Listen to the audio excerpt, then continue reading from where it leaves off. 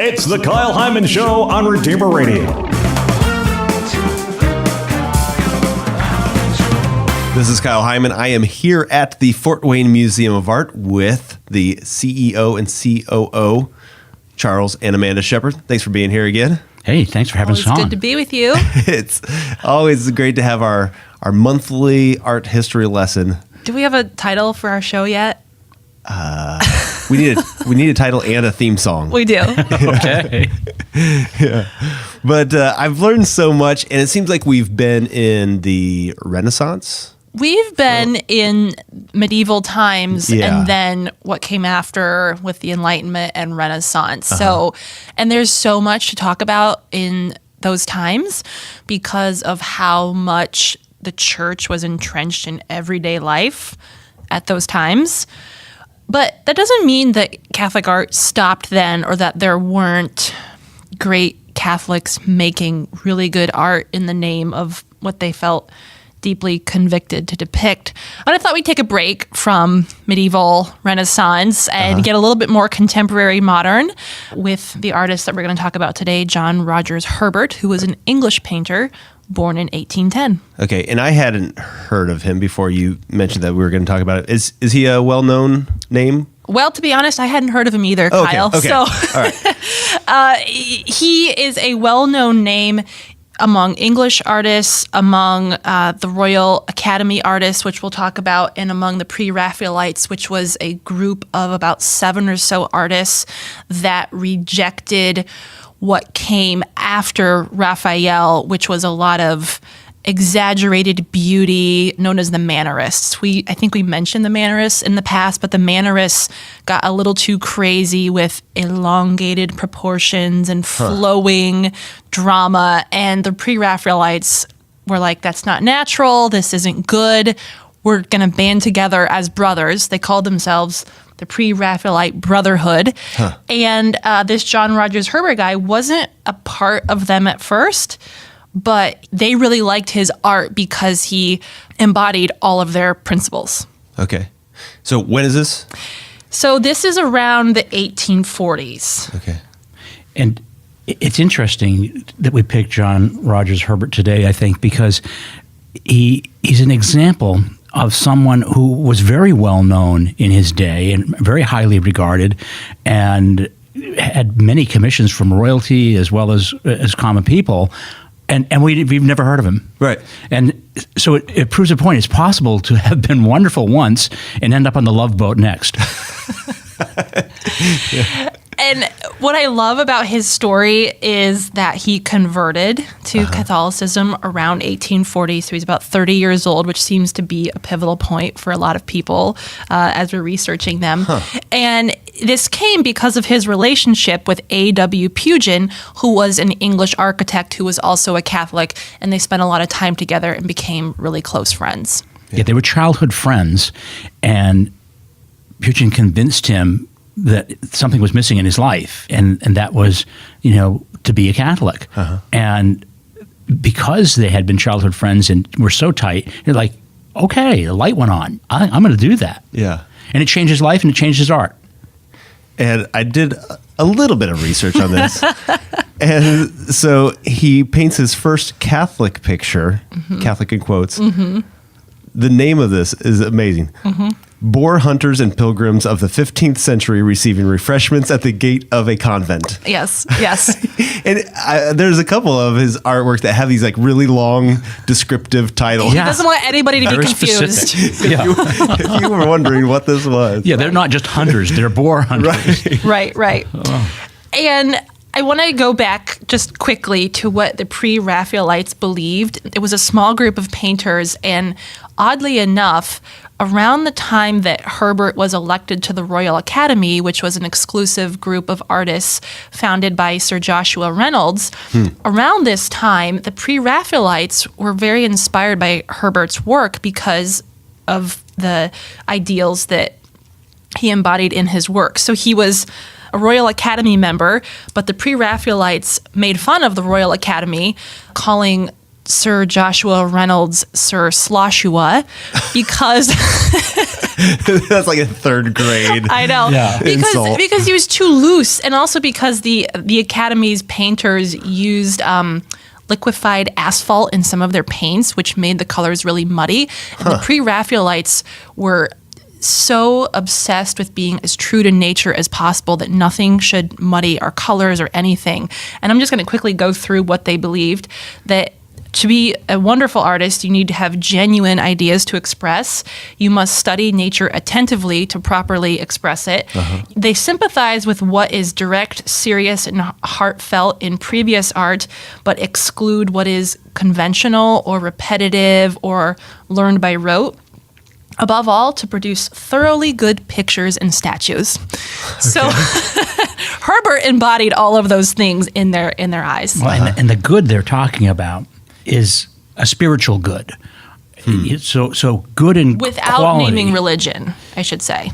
Yes. It was spiritual without specifically religiousness. In looking at the Mannerists that followed Raphael, these people saw these distortions as being bizarre and perhaps derived from the devil. And if you were going to be good, you'd be more in line with nature, as you're saying, and you'd also be more in line with what we should believe in, in the faith. These are going to be real things. People aren't going to have 2-foot necks and strange contortions and things. They're going to be people on this earth. And for our listeners, I want to get to one of the paintings that we picked out to talk about today. Not only was he welcomed by the Pre-Raphaelites, he was also known as one of England's best history painters. And for our listeners, history painting is basically what it sounds. You're painting a story. It's very narrative based. It's not about the figures as much as the scene that they're in, the story that's being told, hence the long titles. And maybe the expressions on their face, you'll see they're telling a story with their faces. And so the painting that we chose to talk about today is Sir Thomas More and his daughter, and I think the extended title is Sir Thomas More and his daughter watching the monks go to their execution. On a Thursday, Yes. when it was a little cloudy. Right. And this was done in 1844, so not long after his conversion, and it's a wonderful painting. It's devoid of a lot of ornamentation, decoration, not a lot of linens and silks and jewels and flowing hair. And I think most of us know the story of Thomas More well, that he refused to declare King Henry VIII the sovereign head of the church, when at the time Henry VIII wanted to force an annulment of his marriage to Catherine, and by doing so, he would do that himself by being the head of the church. Right. Thomas said, no, Right. that's not right. So he was executed, and in this scene that Herbert depicts, More's daughter visits Thomas in his cell. And they're observing the monks who are going to their deaths ahead of Thomas. I'm thinking for the same reasons that Thomas is as well. And what our listeners, if they get a chance to Google this or not, should know about how he's treated their faces is, I think, what tells the whole story. Thomas is looking out from his cell to the street. And he doesn't look all that upset.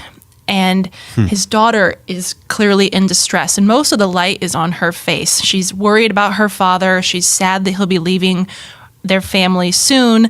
And yet he's holding up his hand to her almost in instruction, I think, telling her with his body language that this is okay and this is what must be done. And the exchange between them, just in how Herbert has chosen to put light on their faces and how he's directed their gaze. She's looking up, she's thinking, she's maybe praying internally, she's fidgeting with her hands a little bit, and he's much more at ease in his instructive pose. Another device in this painting that would have been very typical to suggest the divine is that the room, the cell, is dark and morbid, and it's not the light. The light is coming, even though the bars are heavy iron, the light is coming from outside, and the light is upward. So the light is coming from God, which gives Thomas, I think, the calm that he displays in this portrait. He's going to where he needs to go given the circumstances of the king. And that the light coming that he's looking out to as he watches the monks, that the light shows more brightly on her face is, I think, a device that the painter is telling us she's going to try to see it as her father sees it. She's not there yet, but she's going to try to understand the light, and the light is in her as well. Yeah. So who is he painting this for?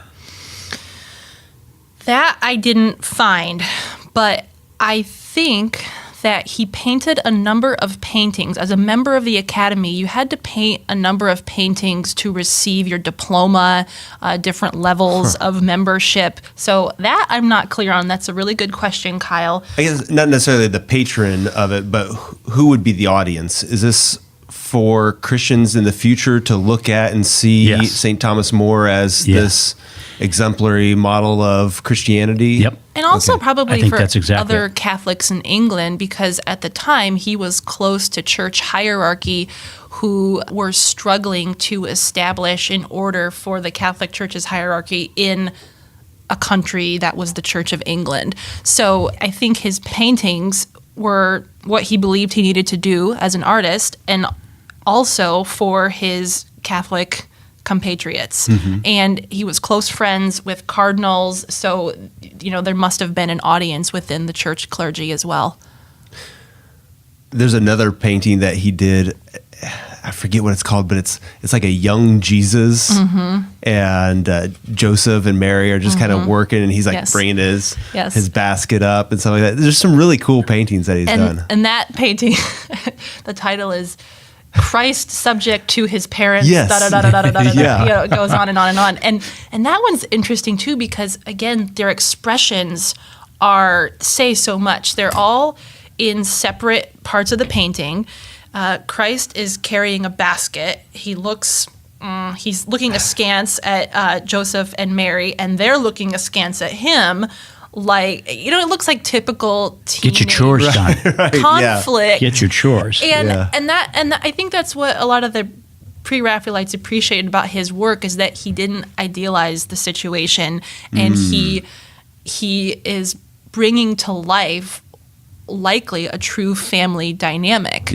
We're told as Catholics to look at the Holy Family as not just the ideal family life, but true family life, just as we experience it in our own lives. And I think he was really interested in the truest depiction of what may have gone on as he could get to. Yeah. All right. Well, I'm sure there's plenty more that we could talk about. Is that it? Are we done already? Really? Yeah. Sorry. We're going to have to wait until next month. Okay. For more of our art history. What's going on, though, at the Fort Wayne Museum of Art?